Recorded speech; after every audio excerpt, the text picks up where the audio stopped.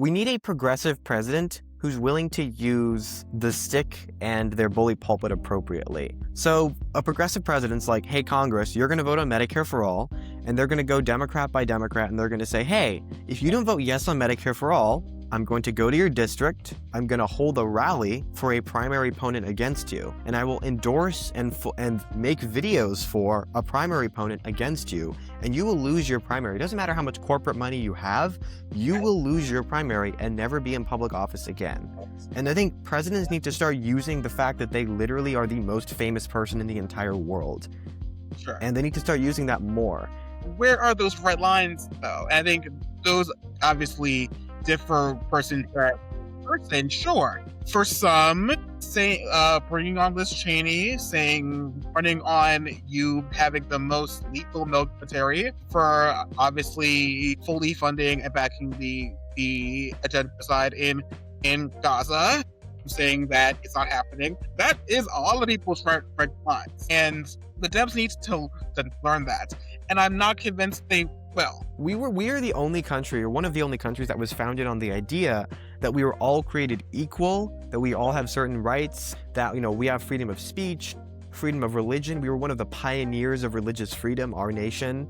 We have a long history of people fighting against injustice, and a long and proud history. Like, the story of America is like the story of us trying to live up to the ideals in the Declaration of Independence, that all men are created equal. We got another episode of BlackStar Podcast. I'm here with the Hadi Rahim. He is a YouTuber, and another one of the great leveling YouTubers that we have. Really high quality videos, great analysis, great content there. Welcome to BlackStar. Thank you. It's great to be here. Thank you for having me. Let's have a great conversation. Yeah, I was excited to talk to you for a number of reasons. I think that there's a number of things going on right now, and just watching a bunch of your videos, you've been right on a lot of things, and it's been good seeing my views reflected in a lot of this content, and I want to go a bit deeper on a few things. So my first thing I want to get into are the Dems. Dems, love them, hate them. They're doing what they're doing right now, but I think they're in a really interesting place. There's a bit of a crossroads happening now. We have the more progressive populist wing trying to gain more power against the establishment. I think we're seeing that going into these midterms a lot more heavily. At the time of recording, we're coming off of the primaries happening in March, in particular the Texas Senate and the North Carolina ones were ones a bit more pressing. But first, I'm going to ask, what's your read on the Democratic Party? So for the past couple of years, I've slowly realized that there is not really a great ideological debate between progressive Democrats and establishment Democrats. It's more so progressive Democrats actually believe what they're saying, and establishment Democrats are either don't believe what they're saying or only saying what they're saying because they're bought by corporations. Some of them actually believe what they're saying, which is actually pretty sad, but generally speaking, the vast majority of Democratic politicians are just careerists. Careerists saying what they want to say to get elected. Gavin Newsom literally just said the other day, Israel's an apartheid state. He's got an election coming up. He's potentially on the ropes. He's got folks, the hard line, that want to annex the West Bank. I mean, Freeman and others are talking about it appropriately, sort of an apartheid state. They couldn't even, we're talking about regime change. For 2 years, they haven't even been able to solve the Hamas question. And it's that's obviously not a moderate Dem position, but come on, I don't believe you. You're just saying that. You want to be president so desperately, and it's so obvious, and it's quite sad. And it's just so I really want to vote for politicians that believe in things, that when they announce their campaign, they also announce their policies. And most Democrats, when they run, look, I'm an upstanding citizen. My father was working class and blah, blah, blah. And I was a veteran. Okay, but what do you stand for? And it's they don't release their platform for 2 or 3 months until after they start running. And it's shows me, oh, you don't actually believe what you're saying. You just had your team and consultants focus test a bunch of policies that sound nice. So, what's an opportunity economy, Kamala Harris? Really, what does that even mean? You don't actually believe in that. You're just kind of saying it. Yeah, Gavin has been really offensive for a number of reasons. We can tell that a lot of them right now are sort of putting their finger in the wind, seeing where things are blowing. Israel isn't sexing anymore right now. I'm working on a piece on that, and I think a lot of them are like clamoring for this language now that they just think people want to hear. It's similar to like the Buttigiegs who like want to grow the beard and try to pretend to be more human that way. Like it's very fake. And I think that a lot of them know that we're starting to see through that now. What their goal is here. Because if they think that they're gonna throw up these nothing burgers of neoliberal policies and we're just gonna like vote for them. I think 2024 should have told them the opposite. The Dems should have learned a pretty valuable lesson there, and the answer is not just to do the same thing with a white man. I don't know why they think that's like the goal there, but yeah, on the 2024 side, do you think that they learned the lesson there? No, I don't think so. I feel like they're like generally speaking, no. I mean, Gavin Newsom, like when he started his podcast, like when he started running for president, essentially, he started interviewing like Ben Shapiro and Charlie Kirk, and it's like, oh, well, the problem is Kamala Harris went too far to the left, and this is such a common saying. Kamala Harris went too far to the left. She ran to the right of Biden in 2024. Like they took out opposition to the death penalty in the Democratic platform in 2024. She used to be in favor of Medicare for all. Then she just dropped it. Right, Biden said he was in favor of a right, public option. Kamala Harris didn't even talk about a public option on the campaign trail. She didn't talk about raising the minimum wage. She didn't really right, talk about like racial justice issues that came out of like 2020 with BLM. Kamala Harris ran to the right on immigration. She was really like trying to like pivot right on foreign policy. She ran to the right of everything. Is it because mm, Kamala Harris is right wing? No, it's because Kamala Harris believes in nothing and puts her finger in the wind. Where are the winds blowing? 2024 is a right wing year. I'm going to be right wing. No, you need to be authentically yourself if you want to win. And I think, these policies that we're talking about, progressive policies, they're overwhelmingly popular with the American people. Most people support Medicare for all. Most people support raising the minimum wage. And it's like, you can't just own it and stand up for it. You just you're so risk averse. It's like, yeah, it's kind of pathetic and sad. I feel like most Democrats, they always learn all the wrong lessons. Everything just kind of confirms their priors. And progressives do this too, to some extent. After an yeah, election result, it's like, well, whatever my ideology is like is like confirmed and everything else was wrong. And like Kamala Harris didn't lose because of one thing. She kind of just lost because of a bunch of little things because her victory was really small. And like absolutely Kamala Harris did lose because, people were racist and people were sexist. And, right, that was also a barrier for Clinton. But people forget right. Clinton won the popular vote. America is Yeah, not against having a woman yeah, president. If we didn't have right. an 18th century electoral system, Hillary Clinton, we would have had a woman president already. America's okay with women presidents. It just it just didn't, she just didn't meet the moment. Yeah, I think a lot of those arguments are really disingenuous. Like the identity politics around Kamala and the conversations happening after, as if we're just not ready, we're too racist, we're too we hate women too much. You're right. Clinton won the popular vote. Kamala, you lost every swing state. That's bad. I saw very similar conversations around Jasmine Crockett too, and that's why like that race was frustrating for a number of reasons. But I'm really annoyed by this idea of women, particularly Black women, being seen as like progressive immediately, or in this without any sort of like actual policy that backs that up, as if to be progressive is to just exist as a minority here. And like you saw that with a lot of the polling coming out during Kamala's campaign, and even after, like a lot of people on the right in particular thought she was a lot more left wing than she was. I think that boils down to like a lack of understanding of politics to a extent. But yeah, it's frustrating and lazy to automatically put minorities in a box of progressive without any actual let's see if I can cut out. It's because she's a black woman. Like, that's why she codes as Exactly. more progressive. Like, I was having a conversation with, I won't say who it was. I mean, someone I knew, and they were talking about how they'd be perfectly willing to vote for Ro Khanna in 2028, but not AOC, even though they basically have the same policies. I mean, there are slight policy Sure. differences, but I don't Yeah, think that yeah, person like yeah. understood the nuances of that. And I think it's Right. literally just because like AOC is a woman of color when Ro Khanna is a man of color, and so AOC therefore is more progressive and also somehow unelectable because of that. And that's just kind of that's silly. I You mean in the primary? Yeah, in the like in the general. In the general. Yes. That makes even less sense. Yeah, I don't understand. It's just I think if you're a woman, you're gonna code more as more progressive, and if you're a person of color, you're gonna code as more progressive. But it's just, it's a shame. And Kamala Harris, this is kind of why, like, again, she ran to the right.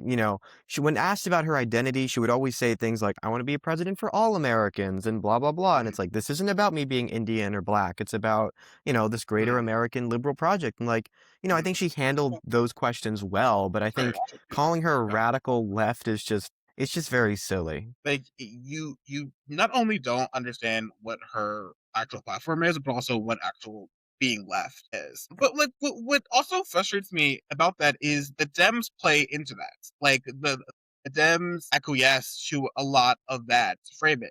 Like when the right was running the Kamala is for they them ad, like you could have really easily framed it around like y'all are weird. Why are y'all so concerned about whether 14-year-olds playing soccer have penises or not? Like rather than us being super woke, but they played into it and it may come to run more to the right, even on that issue in particular.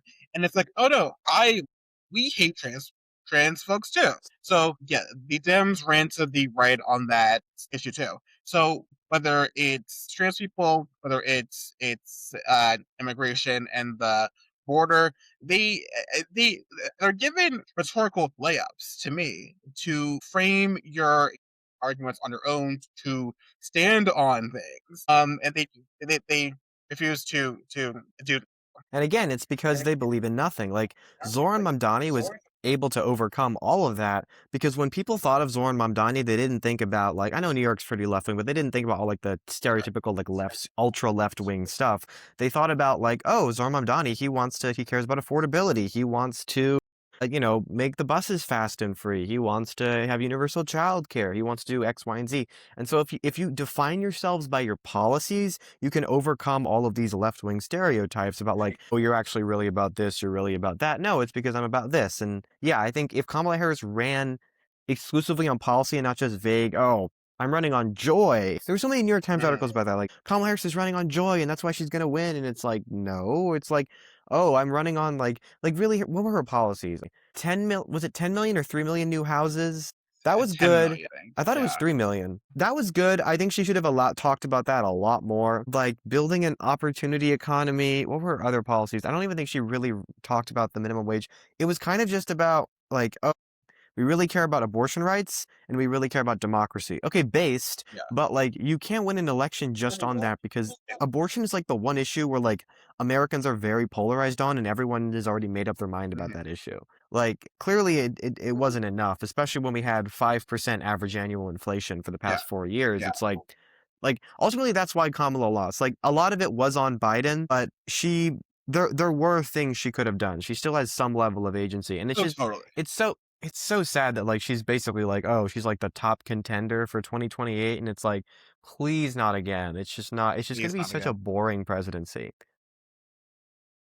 Uh, for the record, it was 3 million. Yeah. Okay, yeah. Yeah. But also like I remember her campaign policies on like how she's gonna like attract black people in particular, and like she had 5 key things, and one of them was to protect crypto because like black Oh, people need to yes. able to invest in crypto, and then like another one was like a mentorship program for jobs, which like who wants this? I really need to know who was in the room here. It's like, how do we get Black people to vote for us for the Yeah, all Black candidates? What policies? the pandering is so obvious. I think wasn't like Kamala Harris's brother who was like a top campaign advisor. He was like what, like an executive for Uber, and like he was kind of. I remember reading an article. I don't know if it was in the Atlantic or some other outlet where it was like, oh, like he kind of like, okay, we got to push to the right a bit on economic issues, and it's like, how about you run on what you believe in? Like Kamala Harris, what do you believe in? What gets you up in the morning out of bed every day? Is it ending child poverty? Is it like so many Americans, like children go to bed hungry every night. Tim Walz, he Yeah, ended, like he gave universal free school meals. Like, why can't we do that nationwide? Why not run on that?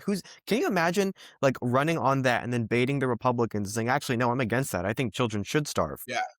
I'm against free school meals. And it's like you need to run on issues that if Republicans run against them, they're going to look like monsters. Healthcare for everyone.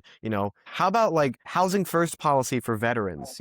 If you're a US veteran and you're homeless, guaranteed housing paid for by the government. Who's going to argue against that? No, the veterans deserve to be homeless because that's going to look really, really bad. Even if you're a capitalist, like these people served our country. It's just, you need to run But on how do issues like, healthcare for everyone. Yeah, go ahead. have you considered BlackRock? Have you True. considered the interests of these corporations? I don't think they would like that.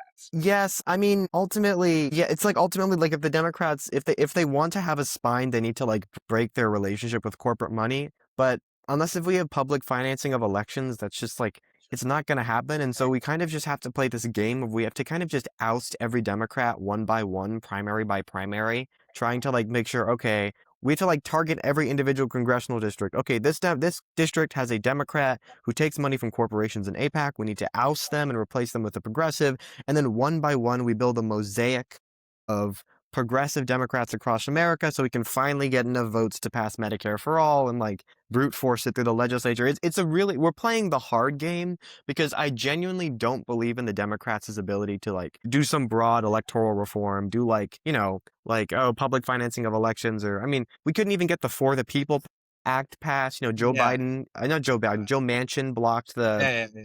voting rights 22. It was like there's always going to be a handful of Democrats that just ruin it for everybody. Yeah, so this is like another topic of conversation here because I don't always subscribe to the rotating villain theory. I don't. I don't always think that there are these like bad people who do bad things because on their own. I'm of the mind that it's more structural than that. Here's what I don't. I'm not convinced that we can just elect enough good Dems and then we get all of these good things passed. And I say that because I don't. What does that curve hit? Because we have AOC, Rashida Tlaib, but we have Summerlee, Ilhan Omar. We have a squad here, coalition who could be using power, could be using leverage, and who sort of throw their weight when they can sometimes.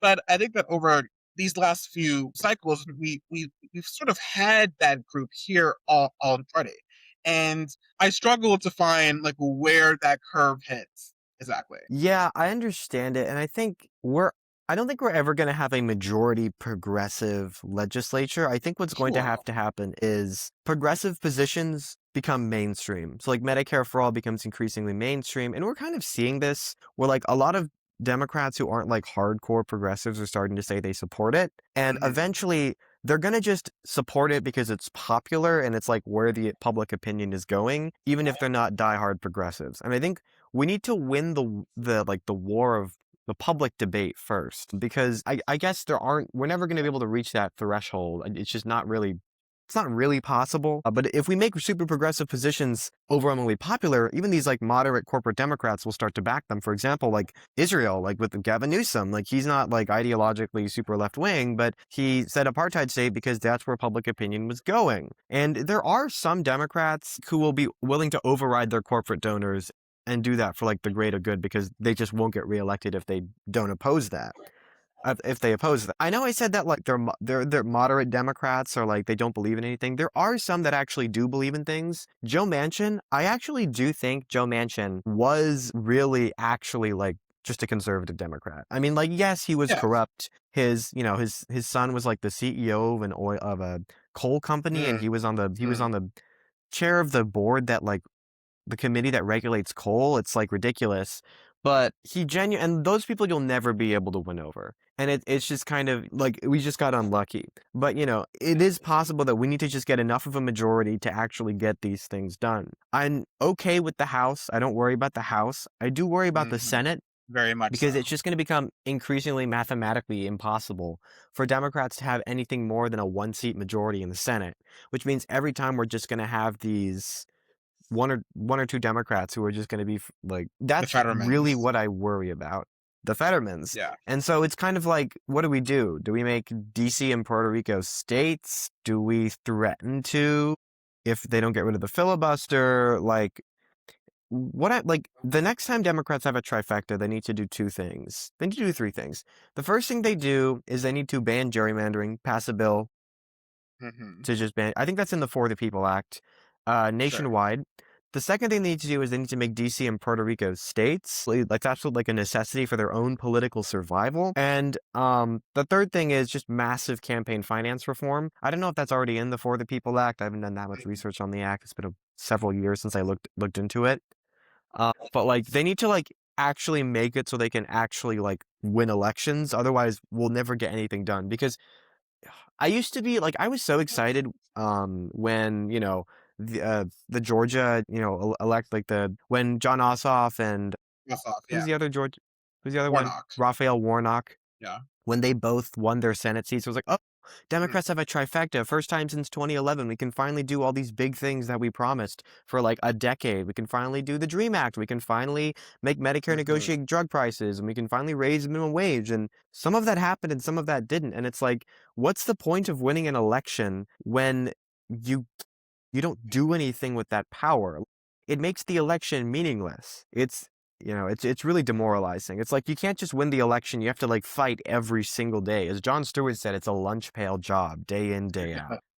Yeah. So, a couple really good things there. You mentioned popular opinion, right? And these policies it needs to be shifted in the public opinion. We need to win the public debate. I think with that is, I think we did already.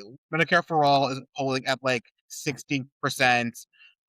Taxing billionaires is up. Israel is out now. Like, as far as the base is concerned, the people actually voting for them, all of these things are very popular.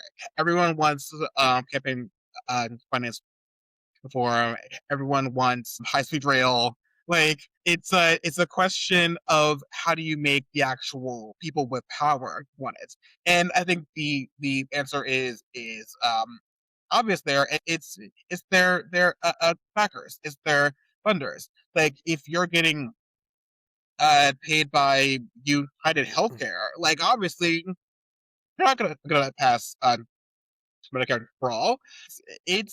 So I don't know. I think there's an easier way. Sure.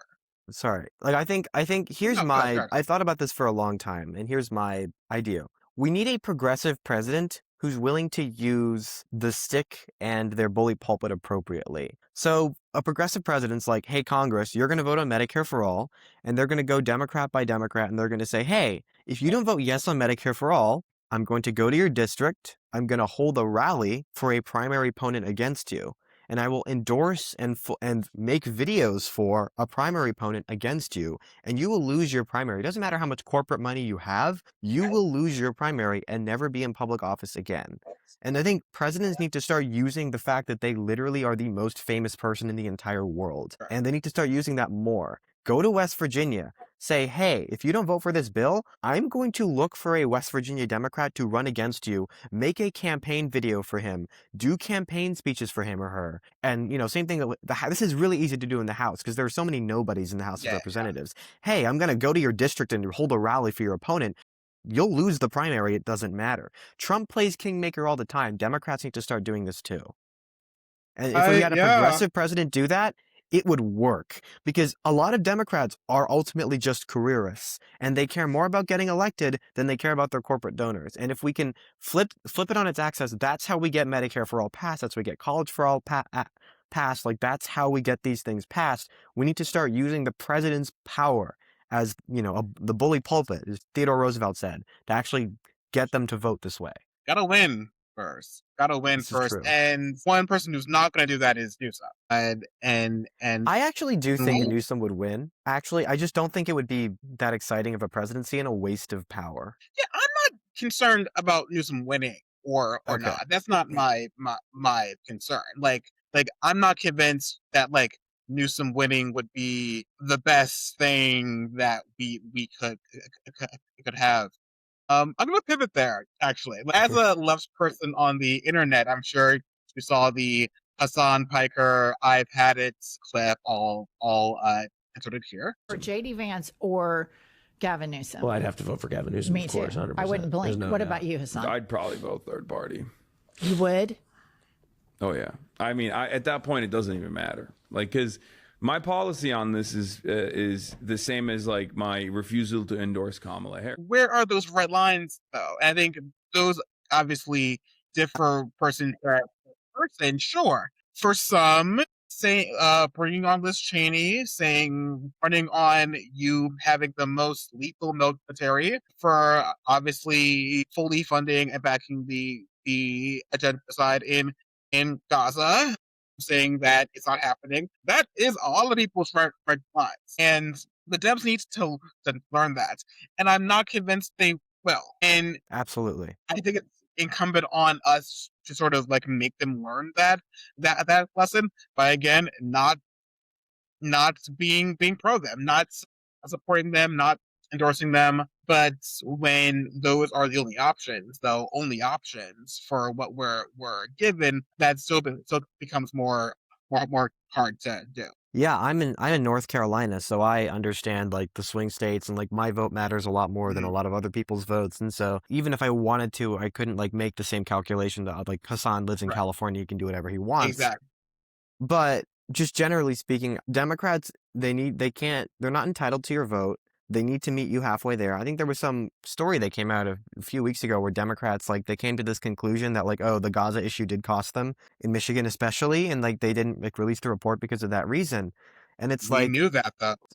like, we all knew this, like, this is obviously the case, and it's like, you're so scared, and like you just didn't meet the moment. Like, you still thought, oh, this is like a 50-50 issue, and like half the people are pro Israel and half the people are pro Palestine. No, like the world's turned upside down, and like the public opinion has shifted. And it's that, and it's also they're bought by AIPAC, and they're also like some of them are like Biden, or I genuinely ideologically extremely Zionist. But I guess the good news there is that Democrats are starting to learn their lesson on the Gaza issue. Generally, genuinely speaking, I'm from North Carolina. There's a race, Valerie Foushee versus Nida Alam. That was like the big congressional race of our state. It was like, Foushee was like, she took AIPAC money and she committed to not taking AIPAC money anymore because of that. I don't know if there was some story of whether or not she still took AIPAC money. I wasn't fully paying attention, but generally speaking, it has shown that yes, AIPAC money became toxic in the Democratic Party. That's good. That's a good thing. Gavin Newsom is like really scared of talking about AIPAC now. No, we need to do that in every race across the country. If we make AIPAC toxic, if we make other corporate PACs toxic, like Foushee still won, but we pushed her sufficiently left, and that's a good thing. Did we? You're saying we pushed Foushee left? In what way? So Foushee already pretty left. Like, she supports Medicare for all, she supports college for all, blah blah blah. But like I don't know if she actually will still believe in all this stuff in like 2 years. Yeah. But she did meaningfully change. Like, she wasn't going to take any more AIPAC money. I think she did start supporting the Block the Bombs Act, which obviously isn't enough. We shouldn't just be blocking offensive weapons to Israel. We should be blocking defensive weapons too. If they're committing a genocide, I don't really care. Like, if you need Iron Dome money, you got to stop doing that. And then we'll talk about Iron Dome money. But I do think there has been like, she is really trying to like hype up her progressiveness because that's what competition does. Competition forces people to like actually commit themselves to voters. I think Nida lost by like 1%. I think you should just run again, honestly. Less than one. Yeah, it was something really small. Just run again in Ridiculous. 2 years. Like at that point, it's like you just didn't have enough ground game, or like you didn't have enough of like X, Y, and Z. I mean, North Carolina, they redraw the districts every 2 years, so maybe next year you'll be in like a slightly better district. We'll see. We have really bad state politics. Like Roy Cooper, who was our governor. He was a fine governor. I mean, he did oversee us becoming like a hellhole for workers. Like we rank like 50th for workers, number 1 for business, but 50th for workers. Like unions basically don't exist in North Carolina. We are cutting our corporate tax rate to 0%. Now, to be fair, most of this isn't his fault. We had a Republican legislature, but when he announced his run for Senate, it was all about my experience.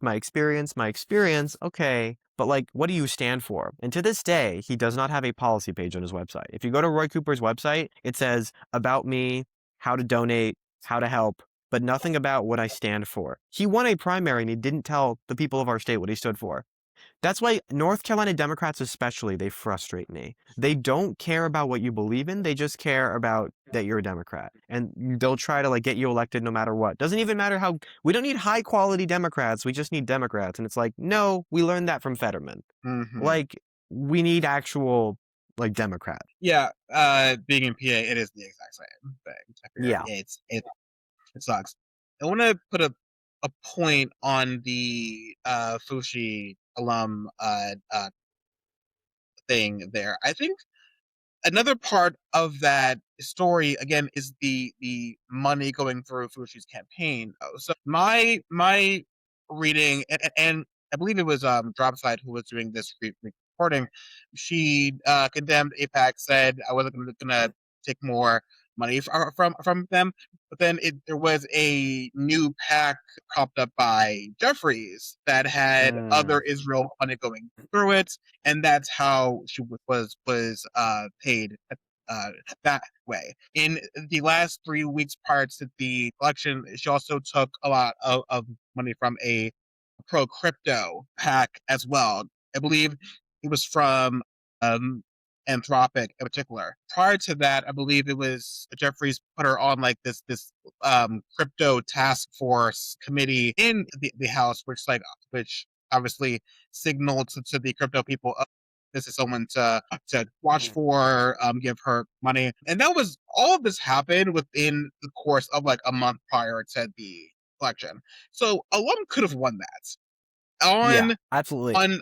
On the much more grassroots campaign outside of that corporate money, I think it's the story there is obviously much more on the establishment, but also again big money really infiltrating and buying out these seats. And I'm really glad you brought like the non-AIPAC pro-Israel money up, because one thing that Track AIPAC does is they don't just track AIPAC, they track all like pro-Israel PACs.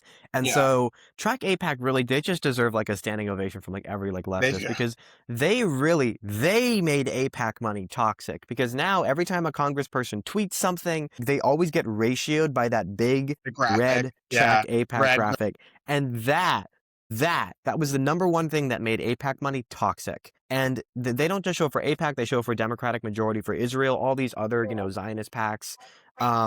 And they finally, they broke the barrier of, how do we show voters that politicians are corrupt? Let's have an easily shareable graphic with, the amount of money and big text. And, they really understood communication comms, big faces, all that stuff. And, now every time they say something, oh, this is why they're corrupt. I want a politician who isn't corrupt. Nida Alam took $0. I want more politicians who aren't corrupt. We need to, and I'm glad they did track oil pack too. We got to do more stuff like this, because it really is changing the ball, and it's really revealing that politicians are corrupt. We've legalized corruption. We've legalized bribery in this country, and we need to not vote for these people. So, I mean, yeah, that's what we got. You really got to hand it to them. They really changed the whole dynamic. What's critical there to me is that happened fully outside of the electoral system. Obviously, we could pass just campaign finance reform. We could pass all of these anti-pack laws. We're not going to actually do that. That's hard. Real people in real life doing what they can, using their collective power outside of the system to go against it. That's what we need more of. Like, I love voting, big fan of that. But as far as where we spend our time and our energy, there are so many cases outside of the system we can pursue. Yeah, and I used to have very little faith in activism. I thought it didn't like do anything. Seeing what all the track APAC stuff, like what they did. I mean, like in like the modern day, I know like in previous, but it still has a really, really like strong impact. Is especially if you like use your voice, you can really shift public opinion just through activism.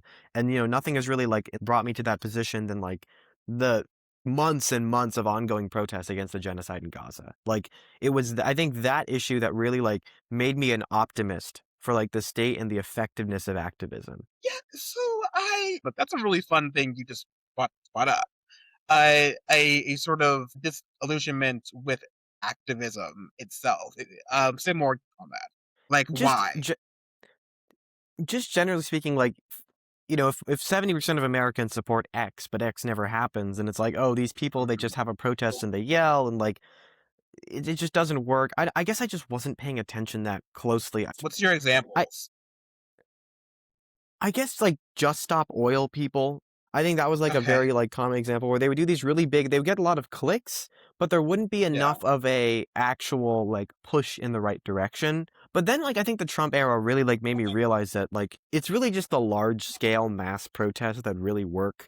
Like the anti-Doge protests that basically made Elon Musk like toxic in the court of public opinion, and Trump really cares about public opinion. But all the like, pro-Palestine protests really actually brought highlight to that issue, and now get actually made the issue really tough. I just thought the right was really good at making the left look bad by highlighting activists being cringe or activists taking it too far. And I Sure. was wrong, because if we just have enough people, we can just override that image. They were a bit successful at the very beginning. I remember at the very beginning of like the genocide, they made activists look bad by saying, oh, look at these people, they're yelling at Starbucks employees and blah, blah, blah, blah. But over time, the issue got so bad that enough people got out to protest day in, day out. Nobody even talks about the Starbucks thing anymore. Everyone just talks about the genocide.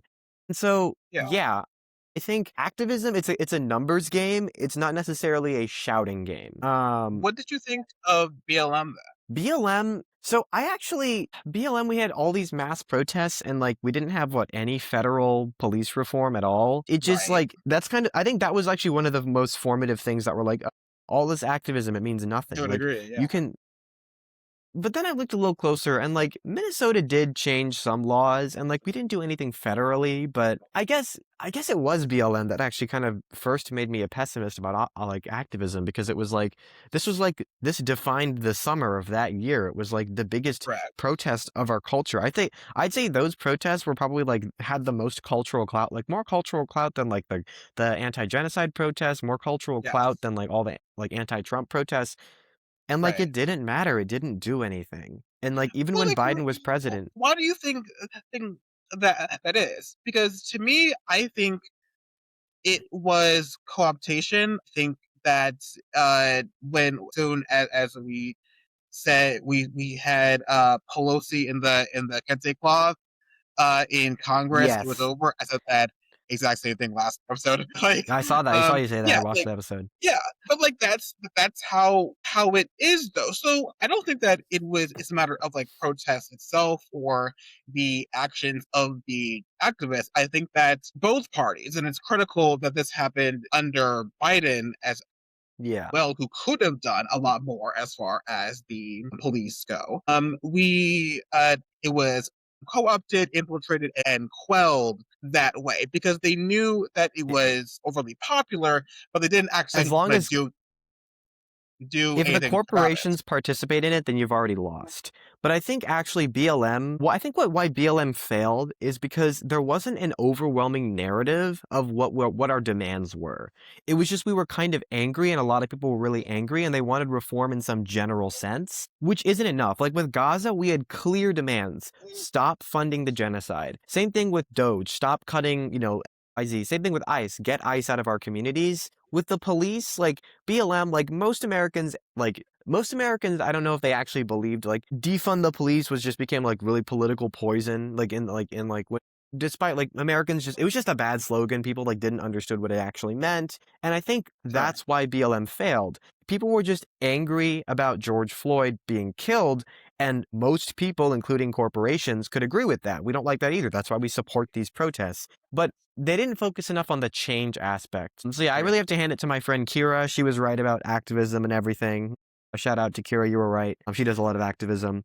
Activism can work. You just got to do it right. Yeah, I mean, like I agree. Obviously, it's hard to know what right is, and I think that you only kind of know that after it's all done, and if you actually did the thing we're trying to do. But even on like BLM, like I was out there, maybe, like there were chants. I in was 14, so I wasn't doing all any of that stuff. But I mean, I was like 17. Like, I think that there was a prescriptive policy there. Now, I do think, as far as like the riots go and the burning down of precincts, which actually a poll showed that a lot of Americans were pro that anyway, or thought that it was reasonable. I'll put that up here if I can find it. I think that the demands were met. I think that even given the Democrat president that we had, and we had the votes to do something there just wasn't any interest by the actual establishment. I also think I that agree. like they didn't want to give us a win there. I think that they would have set a precedent to them. They would have set a precedent that you can burn down cities, that you can riot, and we will acquiesce to you. And I think that as far as their political calculus, they weren't gonna be down for that. Sorry, be down for that. Yeah, I think that as far as defund, and we can, that's again not a good slogan. I would agree. But as far as applying pressure to these individual state precincts and these police departments, if Biden called up the Minnesota DA and was like, "Hey, arrest this guy," like that would have happened, and a lot more pressure could have been played by Democrats. And I think, as you say this, I'm realizing another reason why like BLM just wasn't that effective is because BLM was asking for something. A lot of these other protests are kind of just like asking you to stop. Like BLM was like proactive. Let's like change X, Y, and Z.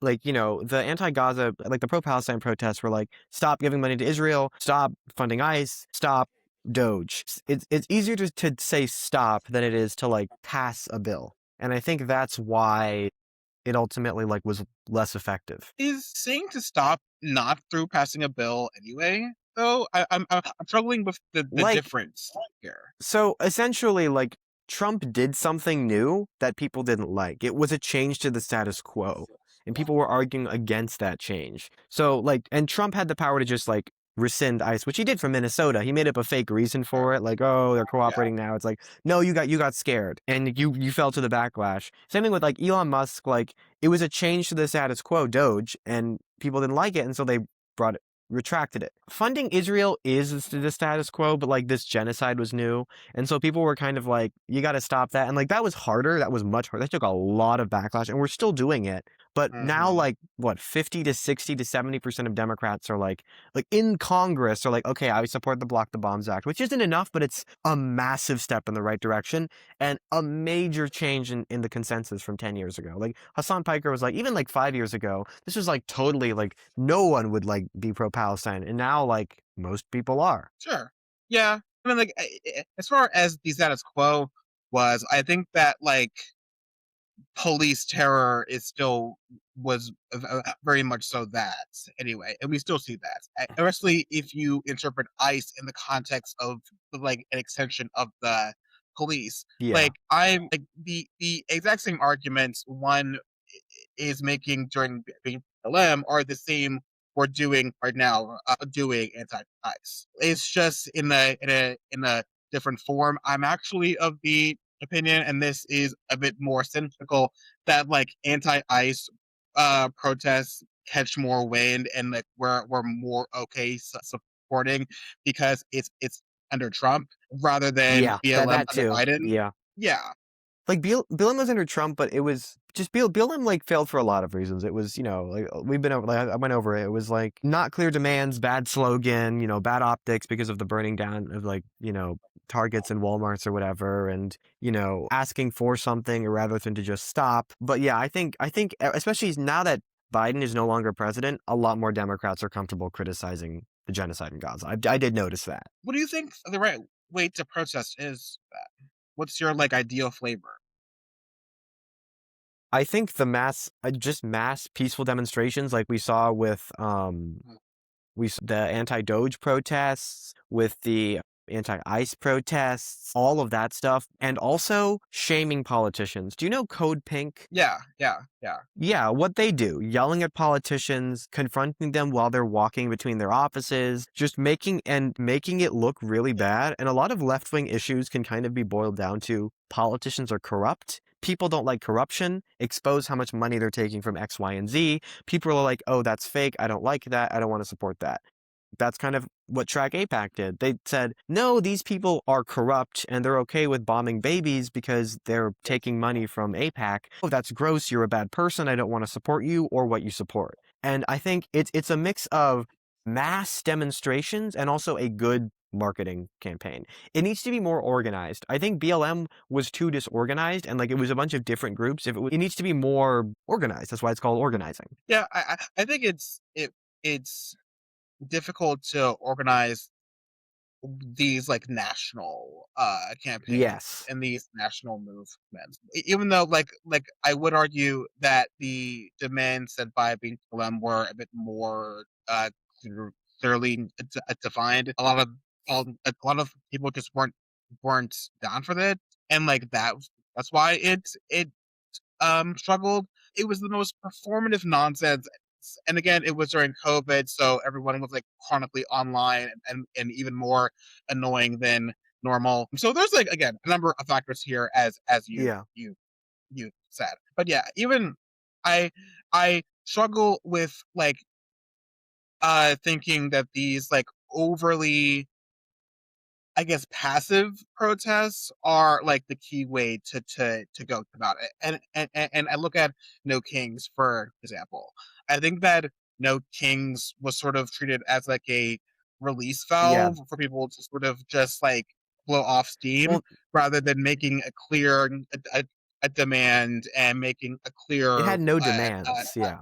yeah. So, and it's the biggest protest ever. It's easy to have the biggest protest ever if you have no demands. Like, I think if you have demands, clear demands that sound so obvious and so common sense that it makes you look bad, then it can be more effective. It also just depends on the issue. Like I think, the genocide was a very compelling issue, and it was ongoing. Same thing with Doge. It was ongoing. ICE was ongoing. George Floyd is something that happened at a point in time, and people were only focused on that. They weren't focused on police brutality generally. That's what everyone saw on their phones. So as that got further and further into the distance, it kind of just got engulfed by all these protests. And people only focused on the protests and not the problem. So yeah, it was a lot of reasons. Yeah, it was a rough time. I think that like we as Mhm. a people sort of moved on from it way too easily.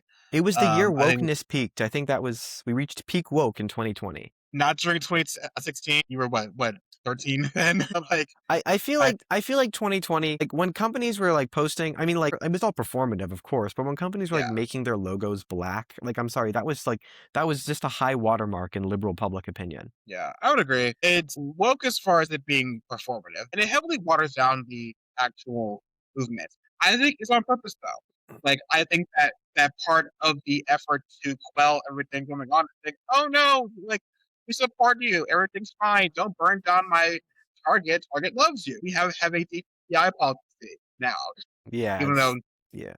we'll like walk it back soon after. So yeah, I don't fault a lot of the protesters themselves. I think that a lot of the corporations and Congress did a lot to sort of infiltrate the movement. Yeah. Just like one more thing, you mentioned like those three things that you think Dems should do if they have the trifecta, right? Being like a banning adjournment, gerrymandering, we have DC and PR as states, and campaign finance. Do you think is that the best case for like our movement as progressives, or do you think that that's actually what they will do? I think neither. I think it's just I think it's what needs to happen if we want any progressive policies passed. Like, it's just like, it's like a starting point. It's like, Sure. okay, every time we get in power, we can't do this because, we didn't have the votes, or there was too much money in politics. And like, if we just deal with, or like gerrymandering made the election meaningless. If we just deal with those basic fundamental issues with our democracy, then we can finally, like, we won the debate. Like, most progressive issues are really popular, but they don't happen because people don't really have a say in their government. And so if we get rid of the money in politics, if we get rid of, the gerrymandering and the corruption and all this other stuff, then we can actually have a starting point for our stuff. Yeah, I agree. I mean, it's if Dems actually want power. I think that's the Mhm. question here. And sometimes I think they don't. In fact, often I think they don't.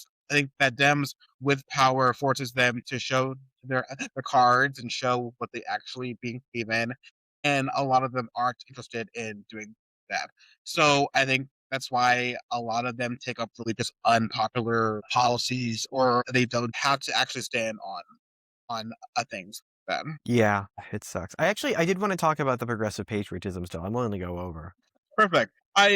Here's in my research, and research being Instagram stalking, I came across that term as a way that you frame yourself. So if you could just like tell us what exactly you mean by progressive patriotism. Yeah, so I mean, I have like it's in my Twitter bio too. I think it's Yeah. patriotic progressive. I've been a progressive for Mhm. like 8 years now. I've been like very interested in progressive politics, and Mhm. I've noticed a lot of progressives aren't very like proud of their country. I am, just because I feel like, not just because I love my country. Like, it's not just because like I love my country and like I care about the people in my country, therefore I support Medicare for all and college for all. I genuinely think America is like a unique country where like we have these, how do I say this? Like, we are the only country, or one of the only countries, that was founded on the idea that we were all created equal, that we all have certain rights, that we have freedom of speech, freedom of religion. We were one of the pioneers of religious freedom, our nation.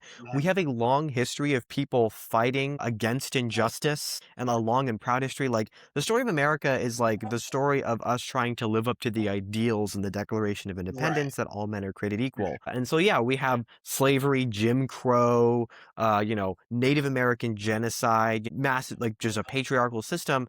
But we also have the women's suffrage movement. We have the abolitionist movement. We have the Civil War. We have the civil rights movement. America was kind of the pioneer of like a lot of these like progressive issues, and America is a country that just gets more and more progressive, and us trying to fight against that. I think we started as a progressive country. We were against kings. We wanted individual rights. We wanted democracy, and we obviously failed continuously. We gradually got more better and better, and that's kind of why I think America is, I genuinely think it is the greatest country in the world, because of that history. And also, I think we have like just a very like, we're generally pretty welcoming to immigrants. I mean, obviously, like, a loud minority aren't, but I do think like we're such a diverse country. We have so many different like, foods, and different like, people of all religions can practice here. And so I think that is very woke, that like, you know, I'm South Asian, you're black. It's like we live in the same country, that feels like, in other countries that feels like not normal, but in America it is normal.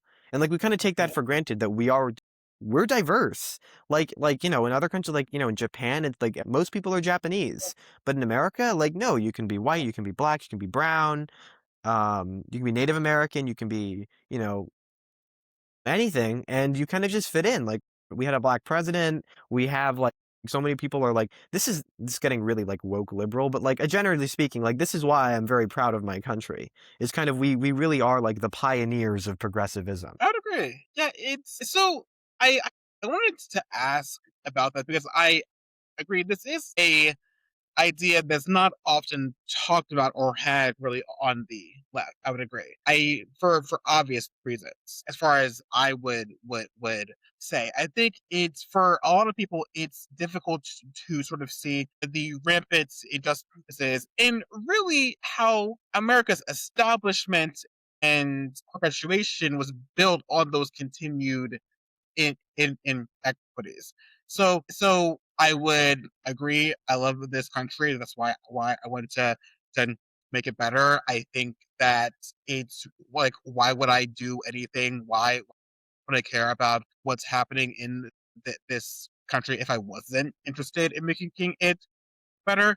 I think it's for to be patriotic as someone on the left. I can imagine it's like pretty rhetorically savvy talking to someone who's more a conservative, but for a lot of us, I think to acknowledge the deep atrocities that we've existed under and that continue to exist, it's really difficult to sort of parse it out as far as like what's the fundamental American project is compared to what it's framed out to be. Because we can acknowledge and we can agree that freedom and justice for all, these are amazing concepts. These are deeply liberal concepts that we sort of attempt to live up to. But it's really difficult to see the reality and how that's very, very often not the case. So I think that's sort of where the objection comes from for a lot of us that struggle with that label. I totally understand that, and I certainly don't, like, I'm also, like, very, like, into the aesthetics, too. Like, I have, like, an American flag in my dorm. Like, I really like these, like, you know, these old, like, patriotic, like, paintings of, like, Washington crossing the Delaware. It's, like, my browser, like, background. And so, like, I am very, like, into all the history stuff, and obviously, like, Washington was a slave owner, and like it's hard to reconcile all that stuff. So I totally understand it, but you know, there's like an interesting story about how Washington, like he like freed all of his slaves like after he and his wife died, like in his estate. And I don't know. I think he obviously like doesn't deserve credit for owning slaves, but it was interesting because like that's still more than anything Jefferson or Madison ever did. And like as Washington got older in his life, he kind of in a weird way, he like knew slavery was bad. He like wanted gradual emancipation, but he himself was a slave owner. And so it like that contradiction is kind of like the same contradiction in America. Where like we say we want freedom, we say we want equality, but we ourselves are so messed up, we don't really like live up to those principles. Some of us do, some of us don't. And so like my kind of like mission with the whole patriotic progressivism, it's not just good rhetoric. It's also I truly do believe in like the American promise that we should strive to live up to the values that our nation was founded on and reconcile with all of our sins. So yeah, I totally understand the criticism there. I'm not gonna like super like be like, no, actually slavery wasn't that bad, or like no, it was really bad. It was really bad. For the record, yeah. Yes, for the record. But I do think like we are not a nation that was just founded on those things. We were also like we have these higher principles that are liberal, that a lot of us fail to live up to, that we should fight to live up to every single day. I agree. That's difficult, though. I think it's really difficult when all of these systems work against that. Systems that are essential for the rest of the nation in every other facet to function. Like we can get into if being a capitalist country is in of itself like a liberal progressive system or not. I don't think we need to argue that. But we can agree that a lot of people are homeless. A lot of people can't eat. A lot of people, are suffering under it in the goal of striving for this liberal system. So yeah, that's again my read on it. I've also been looking into a lot of like Afro-pessimist philosophy, which like basically argues that like to be black is to be not human, and like humanness is defined in the absence of blackness, which like interesting. And obviously that like anti-blackness is such a fundamental system that to be human is precipitated on the continuation of anti-blackness, which, like, I don't agree with all of that. However, I'm pretty sympathetic to a lot of those arguments, particularly in the American context. That also serves as a barrier for me. I don't fully subscribe to it because, again, why would I be here doing what I'm doing if I thought, like, I would just roll over and die if I thought that was like the most productive use of my time, and I don't, for that reason. I agree. I think that a lot, and that framing is really effective for like a rhetorical purpose, but also as just a mantra to live by and to continue doing what you're doing. So I think, again, as long as we're acknowledging a lot of these systems and how, like, again, striving for the more perfect union, whatever that means, I think that a lot of us on the left can take up that mantle a bit more of like being patriotic, of striving for a lot of those ideals that, like, we obviously are not doing too good in right now, but we can. Yeah, and just like a question, like, would you ever have like an American flag like in your room? You can be honest, it's fine. No. Yeah, and like, why is that? For the reasons I just said. I Yeah. mean, like, for you're asking me if I would have a flag of a country that enslaved my people. And you're asking if I would have a flag of a country that, like, if I grew up in this time of my grandmother, like, I wouldn't have the right to vote. Like, Yeah. these are like very recent things too. I also think that, like, a lot of the education system frames slavery and Jim Crow out to be like a lot further in history than it actually is. It's actually much more recent, and we're seeing a lot of the effects still. Absolutely. A lot more recently. So yeah, with that, the answer is no to that. Now, whether the flag represents like the concept of America in its most shiny rose-colored form, then, like, yeah, cool, yeah. But like, it's really difficult to parse that.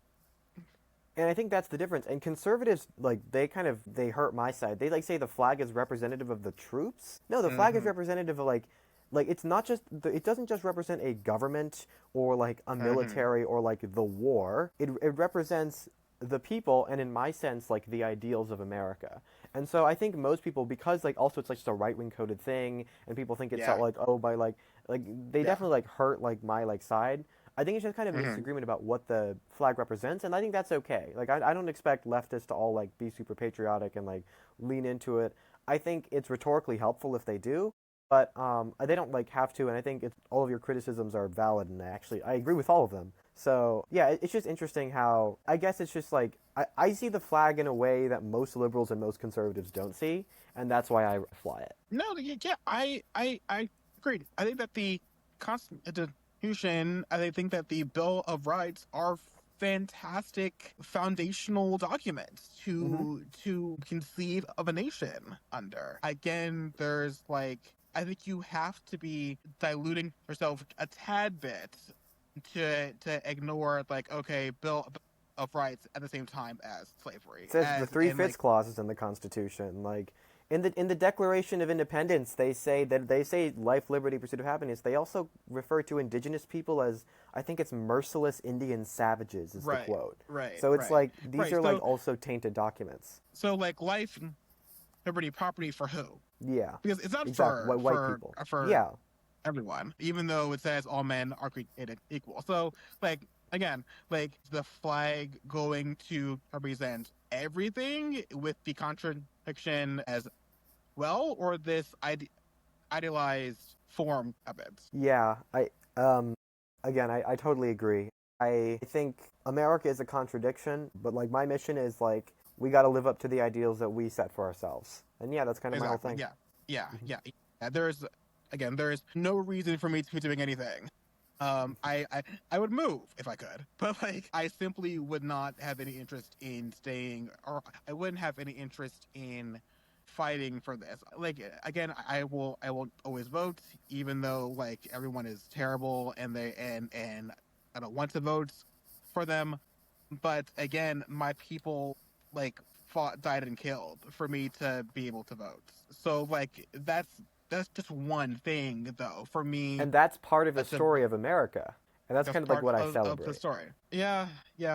We say that like time moves towards like Justice. progress. Some insert a quote here for that. But There's an like, MLK quote. Yeah. Yeah. The arc of yeah. history is That's- long, but it bends towards justice. That's perfect. Thank Yeah.